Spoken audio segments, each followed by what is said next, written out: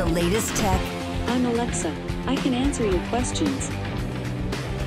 interviews, And we are evolving, and we are seeing an amazing opportunity that is happening. accessibility. Accessibility is one of our core values. It's even a part of our mission statement. This is Double Tap TV. Welcome to another episode of Double Tap TV. Thank you guys so much for being with us. Email us, feedback@ami.ca. It's not an order, it's a request. You can send us anything there, criticism, comments, feedback on the show. We welcome it. We talk about it all the time. God, we've got so many shows to talk about it on Double Tap Canada, Thursdays on AMI Audio, on this show. We'll talk to you. I promise. We'll answer. On social media, we're at Double Tap Canada. Use the hashtag AskDoubleTap. Helps us find that a lot quicker, and of course, we get to that as well. This week, we are talking all things robotics, and more specifically, assistive robots. Are they taking over the world? I am Mark Lalo, and by my side, Stephen Scott to save me right now. Stephen. Hi. This idea of robots helping us out on a daily basis, this isn't a new idea, is it? You know, I could think of the earliest references of assistive robots, really, probably being Rosie on the Jetsons cartoon. Oh, yeah. I mean, well, even further back than that. I mean, remember those old black and white commercials of the House of Tomorrow and all that? You know, the idea that robots would wash your dishes. You know, that was a completely unique idea back then, that you could put your dirty plates or cups into this machine and it would clean them for you. Now, of course, that's all I mean, who doesn't have one of those dishwashers, right? I mean, I was in a house once that didn't have a dishwasher, and I thought I'd honestly walk back in time. I thought I'd get into a DeLorean and got into this person's house. You know, it's like, why don't you have one of these? And that's it, and that's the beginnings of it. People forget that. It's like when people talk about technology. If I say to someone, hey, you know, what technology do you have? Oh, I've just got this old Nokia phone. They're like, that's technology. That's what it is. So, you know, it's already here to some degree. The difference is what we're talking about are robots that don't sit static in your kitchen, but just follow you around your home, which sounds cool. Well, you know, more recently, robots really, they have come in all shapes and sizes.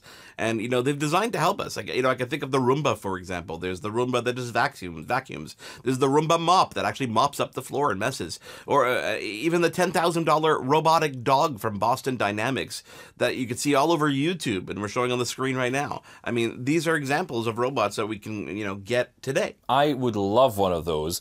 You know, people think I want it because I want a robot guide dog. What I really want is a robot that can go to the store, pick up the bars of chocolate I want and bring them back to me without me having to move. You know, why have a robot guide dog to take you to the shop when clearly it's smart enough to figure it out for itself? Brilliant. You know, you sent me this great link to a presentation that Hyundai put out at CES this year. And, you know, this was a really cool futuristic kind of portrayal where they envisioned a connected assistive future. It started with a woman, clearly disabled, and a remote pod appearing in her apartment. She sits down in the pod, it brings her downstairs down the side of the building, and meets up with this kind of a bus-type vehicle that is, of course, clearly self-driving as well. It docks in and takes her places. Now, these are always fun things to imagine, but really at the end of the day, these are all concepts. And I think stuff like that aren't even intended to see the light of day. Do you think they will? I do. I have to say, I'm a little bit, I get a little bit nervous when we always talk about these things as helpers or something that can assist me. The way I like to look at this technology is it can assist all of us. You know, there are lots of technologies out there. The electric toothbrush is one great example. That was designed to assist disabled people. How many people have got an electric toothbrush now? Most people, right? And no one thinks of it as some kind of mobility aid. So I don't like framing it as mobility devices or assistive aids for disabled people, because ultimately it's for everyone. What tends to happen is the marketing feels this is the best way to show how this can help someone in a very real way. And it's all very, you know, worthy, and I get why they're doing it, but I don't think we should look at it like that. I'm all about mainstream tech for all, not just for disabled people. You know, I'm sick of the special box approach to everything that, you know, oh, you're blind, here's your special box, and, you know, off you go. I want the same box that everyone else has. And, you know, when the iPhone came along, that was a good example of exactly that, leveling out that technology where everybody could get access to the same thing. I want the same with this, and it looks like this technology is going to move in that direction, and I think that's really positive. You know, well, earlier this year, Stephen, at CES 2022, there was a pretty phenomenal company that caught my attention, and it was called Labrador Systems. So I tracked them down, and I invited their founder and CEO onto this show because I wanted to talk about their assistive robot that, is actually available and going to be available on the market this year. I know, it's crazy. That gentleman and his tech are on deck and going to be here next on Double Tap TV. So follow along with us, feedback at ami.ca, our email address, on Twitter at Double Tap Canada with the hashtag AskDoubleTap. We will introduce you to Labrador Systems after a quick break here on Double Tap TV. For more great Double Tap TV content, visit ami.ca/doubletap. This is Double Tap TV. Welcome back to Double Tap TV, talking all things robotics. Thanks to CES 2022. I am Mark Aflalo with Stephen Scott by my side. Stephen, excited to bring on our next guest. Yeah, I am, because this is a company who, if I'm right in saying, have brought out a robot that is actually going to be available this year. Yes, not only that, Stephen, but conveniently enough, their founder and CEO is here. His name is Mike Dooley. He is the CEO of Labrador Systems. Mike, welcome to Double Tap TV. Thank you so much for joining us this week. This robot you're going to tell us about, did it launch at CES for the first time? Is that the first time we're seeing it? This is first showcase. So we debuted it at CES. So it was the first time we publicly announced it. Mike, tell us a little bit about yourself. This isn't the first time that you've got into robotics, is that right? It's a long story. I even go back to the 90s. I got in robotics with Lego Mindstorms. That's Lego's product that lets kids build and program robots that do what they want. It's a nice plug for them. I was the original product manager and marketing manager when that was a Skunkworks project in 1997. And so I was in charge of the consumer launch of that product and the first 4 years of it.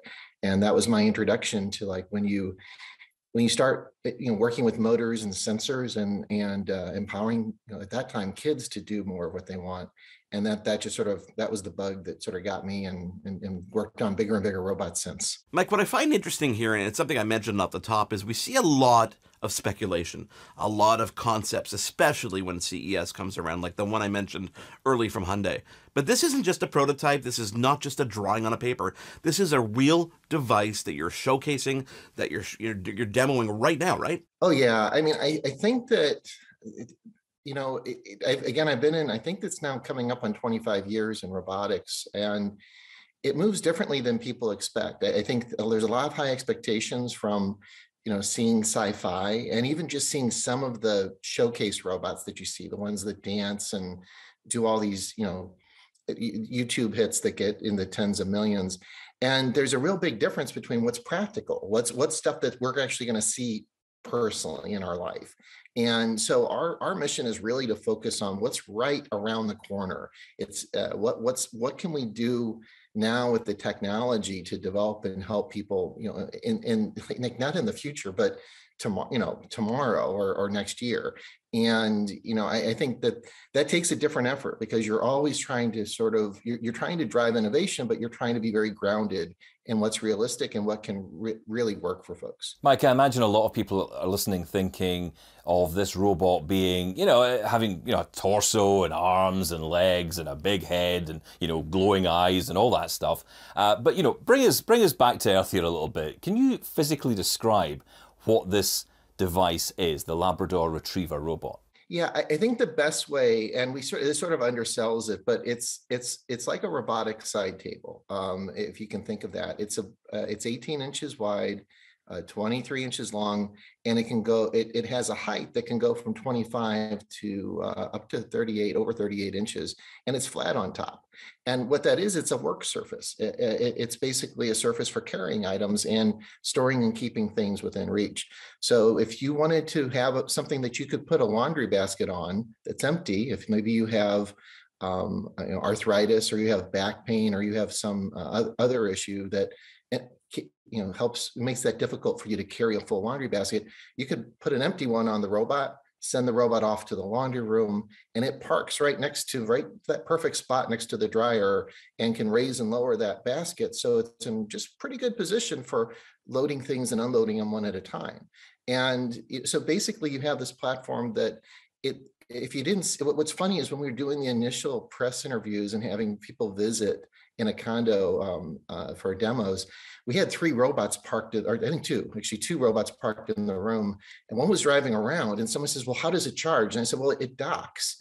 And it says, well, how do you show that? Well, that robot right there, it's docked. I'm like, I thought that was a piece of furniture. And they didn't notice it after being like in the room for about 20 minutes. So it's sort of this weird blend. If, you know, it's when you take those panels off, it's entirely robot underneath, but we really try to hide that complexity. And we can put it's a nice sort of rounded edge, a rectangular robot that's got a nice flat top and wood paneling. It's a weird combination. But it has a very, when people would go to our website or see it on YouTube, it looks like something very different, and that was our intent. That's a great description, Mike. And in one of the promo videos, which we'll put on the screen now, we see the retriever rolling up to a counter or a piece of furniture, and it pulls off this tray, which I assume was, you know, preset with stuff on it that you might want to get later. It's kind of ready for fetching. How does that work? So it has these two missions, and we have two models. One's called Caddy, and the other one's called Retriever. And the Caddy is basically the base model, same form factor, but is great for carrying items and keeping them. So you have two decks. You have this top deck that you could put like your whole meal on, your groceries, set the dinner plates on it and carry them all over in one swoosh over to the dining table. Then you have the lower cabinet that you could keep a lot more stuff like, you know, snacks, your pair of glasses, charge your phone. So it's got a lot of storage capacity.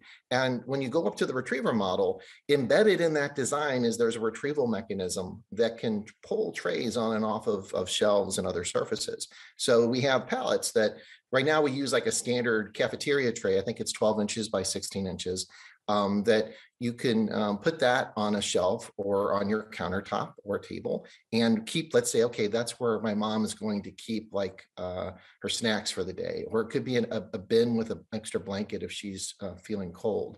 And she could ask the Retriever either from her phone or from hitting a button or using a voice-enabled device, ask, so whatever the command is, ask the robot to bring me the snacks, and the robot will go off, pull that tray off the shelf, bring it to her. She can take what she wants, and then it'll go park and put it back in place. And what we were showing at CES is we plan to also offer a beverage size refrigerator that you could have a couple trays in for drinks, but also for like prepared meals or other things that could go and get something cold, bring it out to you, and then put it back as well. Okay, Mike, I have to ask this question. Does this thing know its way around the home? I mean, is it going to bump into the walls all the time? Does my cat have to start moving out of the way and have to retrain the thing? I mean, I don't have a cat, I should point that out, but you get the idea. Yeah, so basically we get, I think it's okay. People think that, man, they say, well, it's overly simple or it's not much of an innovation.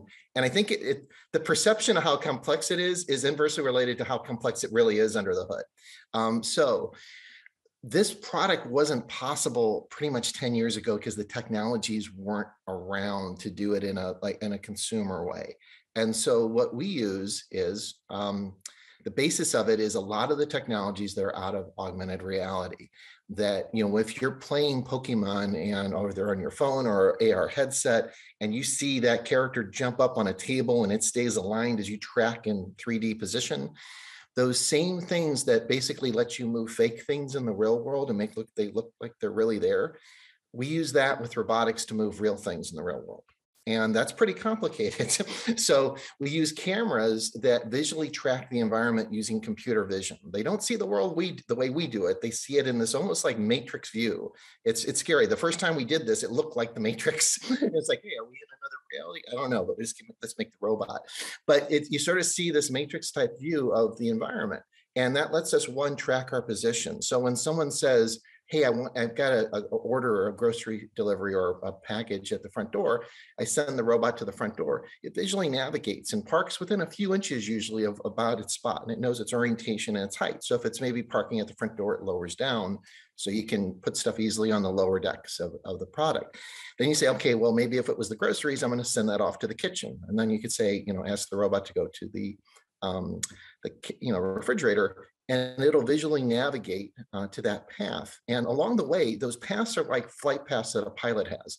They're guidelines, but if your dog or cat is in the path, it'll detect certain size objects and then go around those. They're elastic. We had a funny story. I think the first user we had she had two dogs. And one of them was a border collie. And the border collie would learn, because it's naturally herds things, that it could basically herd the robot. So when she would command it, It would hear the robot starting up, coming down the hall, and it would play with it and basically block it and see what it would do. So it's pretty funny to have a dog controlling a robot named after a dog. But the idea, though, is that you're using these sensors that we currently use a lot to sort of superimpose things on games and other sorts of applications and detect obstacles. And we're fusing that to sort of see things in 3D, know where we are in the house, and also recognize when we see obstacles and then go around them. You see, Stephen, your pretend cat is safe. Don't worry about it. Excellent. Good. We are in conversation with Mike Dooley, CEO of Labrador Systems. When we come back, let's find out who uses this robot and who it's meant for. This is Double Tap TV. We'll take a quick break and come back with Mike Dooley. For more great Double Tap TV content, visit ami.ca/doubletap. This is Double Tap TV. Welcome back to Double Tap TV. Thank you guys for being with us. We are in conversation with the CEO of a company that I was introduced to at CES 2022, and that company is Labrador Systems, and their founder and CEO is Mike Dooley. Now, Mike, we know what this thing looks like now because you've given us a fantastic description, but who's going to buy it? Who actually is going to use this? You know, there are many, and I think the one that we really want to make sure we hit is folks that have early onset conditions. You know, I think like when a lot of folks think there's a lot of natural fits that, you know, where someone has significant issues with mobility or pain, you know, it's very clear in a second. We have, you know, folks would come up to us at the trade show at CES and say, Dana just got diagnosed with, I think the case was Parkinson's, and we expect he's going to be in a wheelchair full time in about 6 months. And man, this could be a lifesaver. Like those are the things people tell us. And that's the obvious case. The less obvious case is, I think, of my mom 10, 15, well, maybe 12 years ago, when she was still in her 70s, as she was starting to have difficulty with mobility and starting to use a cane or starting to have pain. The mission of this product is to be that extra pair of hands to keep you more active. You know, Mike, that's so true. This is far more than just aging, really. People going in for day surgery, people with disabilities from birth. This really is a solution that has no real limits. The whole idea is if you have something that's interfering with your daily activities, whatever that is, whether it's, you know, it's progressive or it's a chronic or it's something that might be acute, you may have had an injury and you're trying to recover from it. We really believe that if you can help somebody do more when they're in that situation, either they can recover faster or be more independent, that you can either help them recover faster or you can help them prolong that level of activity. That if you're walking and like that's the whole idea with that laundry basket, is that once it gets too heavy or too risky or just difficult to carry a full laundry basket, we still want you to do the laundry. We still want you to sort of do the loading and the unloading and moving stuff around and moving with the robot. So that's our end goal, because if we can get folks at that level, at the moment where, hey, this is starting to sort of, my body's changing or it's not doing everything the way it used to. If we can do it that way, the robot is there to sort of adapt and sort of help fill a gap. So, Mike, that being said, if you look at your typical user, would they have one in their house or multiple throughout the house working together? I think it depends on your home setting and it depends on the issues. Like for folks that may have mobility issues, you know, we see a lot of them either if they're in a multi-floor home, they'll either they've moved to a single level home or they're spending a lot of time on that one main level. For other folks, our goal is like, we always get this classic question, can it go up the stairs? And that's the 25 years of experience. Like, no, don't mess with that because robots haven't gotten better at stairs in the last 25 years. And it would be cheaper for us to make it so that we can have enough robots out there that it's cheaper to buy a second one than it is to make this big gargantuan robot that probably takes out your stairs in the process every so often. What about people with low vision or people who are totally blind? Have you had any feedback from them? We've thought of that for the start and it keeps on coming up. And so we're actually going to be partnering with an institute in San Francisco on doing testing later this year. I even had several folks come by the booth to talk to us about that. But that environment, they may be agile and going across, multiple floors. And if we can get the price to the right point, they may want to have multiple in that setting. But probably one a level is probably enough. That's all we'll push. If everybody in Canada and the US and North America got one every level of their house, I think we'd be okay. So. Mike, before we let you go, you mentioned earlier that you're working with third-party devices like refrigerators. Is that something available now or something that's in the works? We have a couple of them because that's what we show at the show, but basically that's a prototype. So we took an off-the-shelf fridge and we used that one because it was actually light to carry around, and it's something that's easy to put into pilot studies. But what we'll be doing with feedback is looking for what the right size is, like how much do people want to store in there, and then partner with a company that makes an existing fridge. And we basically do an aftermarket change. We add a couple motors and a radio. So that controls the door. And then the robot does everything else. The robot knows to park in front of it. It knows when it's safe to open the door, does that, it does the retrieval and the whole bit. So that'll be something, that's entirely our plan, is to have a third-party solution, at least one of those that's available when we get to market. Mike Dooley, it has been great hearing you here on Double Tap TV. Thank you so much for coming on. I cannot wait for me and my fake cat to try out this amazing device. Really appreciate it, and just really appreciate the feedback on the product, and excited to be here. That is Mike Dooley, the CEO and founder of Labrador Systems. Stephen, that wraps up another edition of Double Tap TV. I hope you got some information there, and I hope you're ready to take on the robotic future that awaits us. I cannot wait. You know, I love all this stuff. I just love it, and I want to hear more about it. I think we're moving towards a really cool place with this tech, and it is really going to change people's lives because they'll be able to live more independently at home. And, you know, it's like Mike said there, you know, complementary technology, not taking over. Brilliant. Maybe we'll get you a robotic cat if that, you know. I don't want it. I don't want cats. That wraps up yet another edition of Double Tap TV. Thank you guys for being with us. On behalf of Stephen Scott and Mike Dooley, I am Mark Aflalo. We will speak to you again next week. Hosted by Mark Aflalo and Stephen Scott. Editing Jordan Steves and Mark Aflalo. Voiceover Anna Vicino. Integrated Described Video Specialist Ron Rickford. Coordinating Producer Jennifer Johnson. Director Production Kara Nye. Director Programming Brian Perdue. VP Content Development and Programming John Melville. President and CEO David Arrington. Copyright 2022 Accessible Media Inc.